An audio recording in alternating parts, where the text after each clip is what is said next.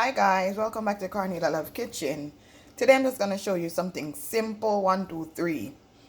You know this is called aloe vera in America, but we call it sinkle Bible back home. The whole of this up here is like $5, $4. And you know back home we have it planted and we pick it for free. So anyway, I wanted something to just wash me out.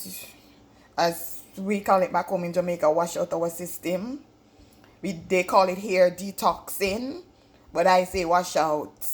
So anyway, I cut off piece of it and I mix it in a cup, mix it in a little glass with my fork, and then I had a piece of some lemon juice, and then I had like orange in it, and then I just drink it down like that. But I decided that I wanted also to do something for my hair.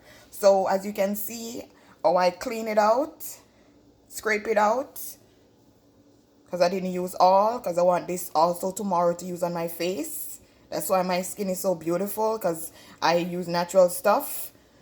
And I have some coconut oil, so I put it in my pot just like this, turn it down on low. So this is olive oil, this is sinkle Bible, as you guys call it, aloe vera, and some coconut oil. So I'm just gonna allow this to just come to a simmer, and then basically that's it.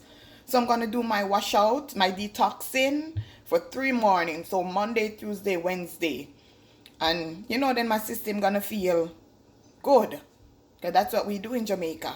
You know, when you been eating stuff and you say, okay, it's time now to just detox your body. So I decided this morning. So guys, I'm just doing a little simple video showing you guys how I prepare my aloe vera sinkle Bible. 1, 2, 3. Store it in the fridge. You could cut off like a little piece like this. You just cut it off, rub it on your face, rub it in your hair naturally like this, and you're good to go.